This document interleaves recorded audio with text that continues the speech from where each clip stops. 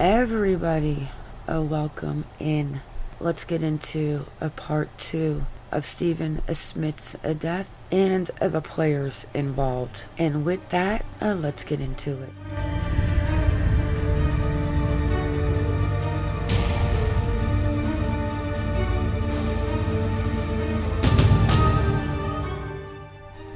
This case reminds me of a blooming onion at the Outback. Holy smokes, there is so much to this. Okay, I want to start off with Stephanie Joyner's interview with the police, who is Stephanie Smith, Stephen Smith's twin sister. She is going to mention a few key players in this.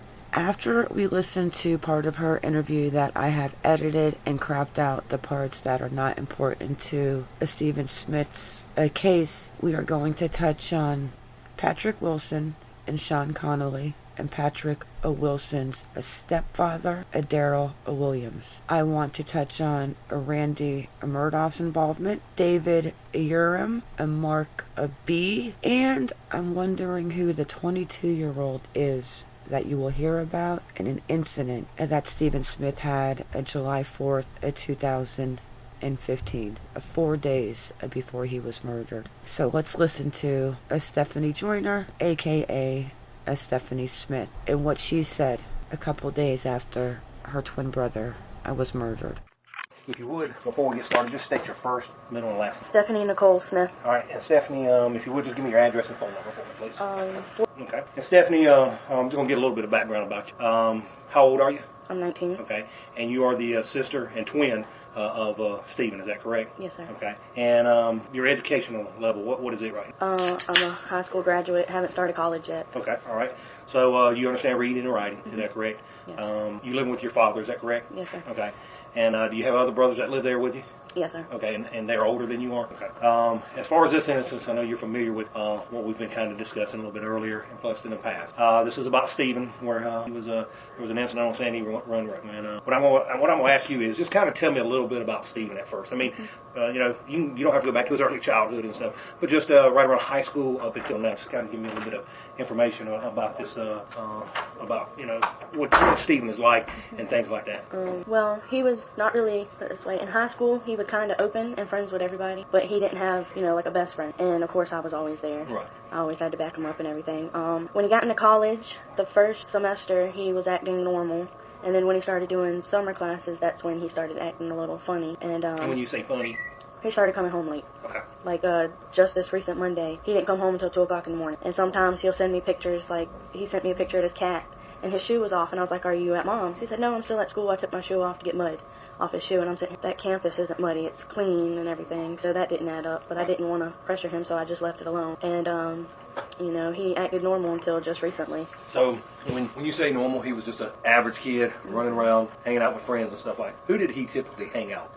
Well, if I was there, it would be, the last time he actually hung out with people that I knew when I was around, that would be a girl named Tia Dobson, a boy named Jalen Dennis, and I think that was it. But, and normally he would hang out with a girl named Brittany Dandridge and a girl named Rachel Tootin, and that's who he rode to school with. Okay. Do you know what he usually did, once y'all got out of school, do you know what he did throughout this part of the summer? And was he telling you where he was hanging out or what he was doing? No, well, my mom said he started going over to her house. He would skip school some days and go to her house and stay there until 2 or 3 o'clock in the morning. And she said he started hanging out at this place called Bobcat Landing. And he got in an altercation there. This is what my sister, it's on her phone, it was text messages between her and Stephen. And he was asking her to come help him because cops got called out and he was getting an argument with somebody. I don't know exactly who it was, but I know it was around the same exact time that this incident happened. Okay, so... It was July 4th. July 4th. So it was over the July 4th weekend? Yes. All right. Now, Stephen was openly gay, is that correct? I mean, maybe not around the family, but to others, was he openly gay? Mm-hmm. Okay. Yeah. Now, did you know, did he have any type of boyfriends or anything like that? Stephen's never had a relationship. That's one thing that got me when this guy said I'm his boyfriend, because he's not Stephen's type. Okay. And because Stephen liked skinny, kind of built, light-skinned guys. Okay. And, when this guy's like, I'm his boyfriend, I'm just like, no, you're more of a sugar daddy. And he got mad at me for saying that, but I was just, I understand. explaining to him, and he don't want to talk to me because everything he told me about Stephen, I'm sitting here calling him a liar because... Can you tell me some of the things that he told you about Stephen? He told me Stephen was in an escort service, and I know for a fact Stephen wasn't because he never left the house like that. And I think you got to be at least 21, I think. Okay. And he said he did it out in Charleston, and he was making about $3,800 a night and stuff like that. And he said him and Stephen met at a club, and I told him that was a lie because we only went to one club, and that was Club Hampton in Charleston because it was 18 and older. And he didn't meet anybody there because I was stuck on him like glue. I wouldn't let him go anywhere. Right. And when was this when y'all went to that club? Don't have to be exact, but just month-wise, do you remember? All I could tell you, it was like right after we turned 18. And when did y'all turn 18? January 29th. Okay. So it was after January 29th? Yes. So it could have been February or March even. I mean, somewhere around there when you went to the club. Okay. And he was sitting there saying that's how he met Stephen. And then he changed his story and said he met Stephen at a club that closed in Charleston when Stephen was like 16. And I told him that's impossible because Stephen didn't have a phone at 16. Stephen didn't have his license nor a car. When did Stephen get his license? Do you remember? Well, he never got his license. He was running on a permit. So even up until his death, he was running on a permit. Okay. Yeah. All right. And he never drove. He didn't start driving until he started school. But that was like summer classes. That's when he started driving himself. And Mark said that him and Stephen were meeting up at places and stuff like that. And I told him, I said, no. Because we only had one car up until Stephen started college. And then that's when we got the yellow car. And then we got that SUV. Mark was saying that, I'm trying to remember everything. That's fine. I mean, like I said, bad, good, indifference. I mean, what somebody says doesn't make it true either. So. Yeah, he was just sitting there, telling me how he knew Stephen and what Stephen was doing. He said, did you know your brother smoked weed? I said, why would he smoke weed if he had to do a drug test for school? Because he had to do one constantly and all that. And he was like, I don't know. And then he said he gave Stephen some money. And I know that was just $200. He said he was paying the car insurance, paying for all of Stephen's school stuff. And that's not true because it comes directly out my dad's account, except that $200 for the scrubs. He told me Stephen was being harassed at school, which I don't know if that's true or not because Stephen would have told me and my dad if something happened at school. Now, were you and Stephen close enough for him to tell you stuff about his sexual relationship with other guys? Or were y'all that close enough where he would feel comfortable? Okay, good. Okay. That's why he never had a boyfriend because he had trust issues. Okay. But everything like Mark was saying, I'm sitting here like, that's not my brother. And he's like, yeah, it is. And so we just stopped talking. Do you? When did you talk to Mark about that? The night after the wake, my aunt sent him to my house, and he talked to me and my dad for a little bit, and that's when he was telling us all of this. And he asked me if I wanted to see my brother, like on his phone, like proof of them together, and I shouldn't have walked into that because he showed me pictures that I didn't want to see. I understand. I know exactly what you're talking about. It's not like I haven't seen it before, but I thought he was talking about pictures of them two together, that kind of stuff. And then he said him and Stephen got in an argument about this 22-year-old, whatever. So he showed me his phone, and in the contacts it says a 22-year-old I met in the phone. And now go back now. You said they got in an argument about a 22-year-old? Yeah. All right. Do you know the 22-year-old they're talking about? All I know is in Mark's phone it says a 22-year-old I met in the store. He said something about something happened on this app called Grin. It's a gay app. Okay. I don't know if they got in an argument or something, but somebody blocked him off of there, so Mark couldn't go on his thing. But something on there, I don't know exactly what. But now prior to Mark ever coming over to y'all's house, did you know about Mark? All I knew is that there was some guy paying for Stephen's phone and his phone bill. Okay. And gave him $200. Other than that, Stephen didn't talk about him. Okay. You said he started acting real funny about his life, I guess. About what he was doing. And it was about 2 weeks prior to his death? He was acting a little secretive. Okay. So he was becoming more secretive then. Mm-hmm. And was that with the whole family, including you? Yeah, that was with the whole family. And listen to when she mentions a Buster Murdaugh. You told me earlier today about people that possibly were involved.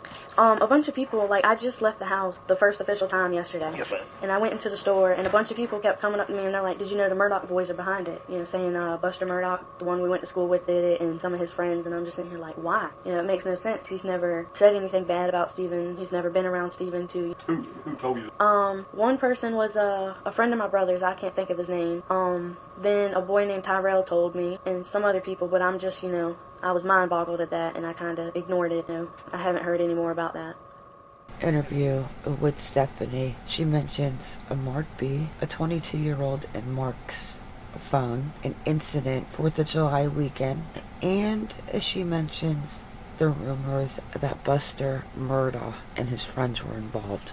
Let's touch on Patrick Wilson and Shawn Connolly. But before we do, when I was 19 years old, I actually, unfortunately, ran over a pedestrian crossing the road. Everything about this investigation, to me, there is no way that he was hit by a car.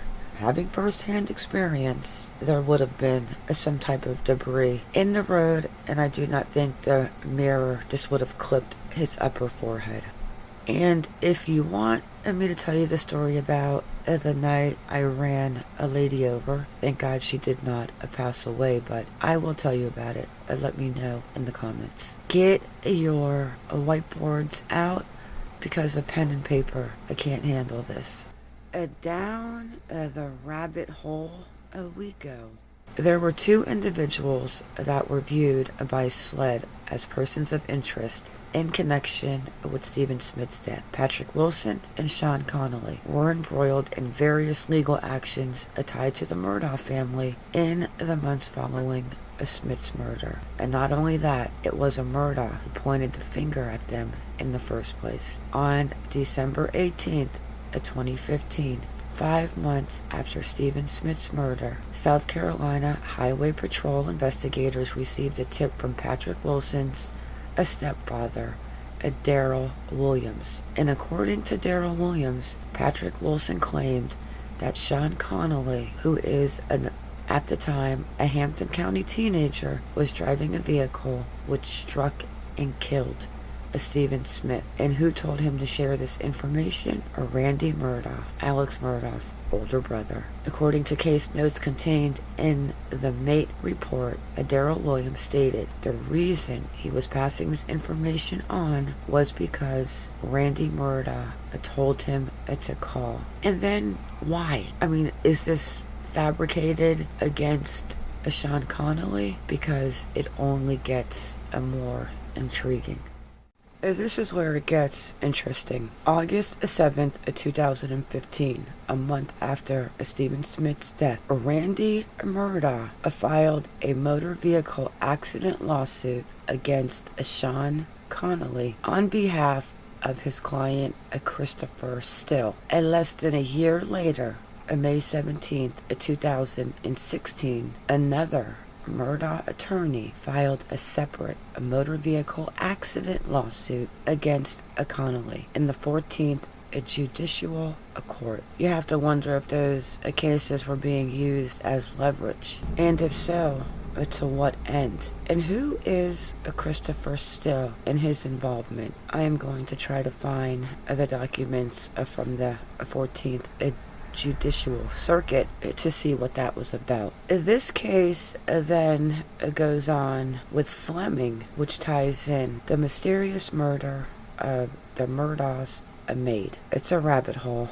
I don't know if you are confused, but I am very close to being confused. And I have read and researched and read and researched, and I am just completely, I think I might be a little brain dead. Both of those actions were later dismissed by a Murdaugh of friendly judges in the 14th Judicial Circuit. But let me be clear, I am not saying a Shawn Connolly or a Patrick Wilson killed Stephen Smith accidentally or otherwise, nor am I saying they were being positioned as patsies by the powerful Murdaugh family following the crime, perhaps in the hopes of deflecting attention from something more sinister. SLED goes on to say that Shawn Connolly and Patrick Wilson as the top suspects in the investigation, as the agency brings additional resources to bear on this crime. Also, according to our law enforcement sources, at least one of these persons of interest attempted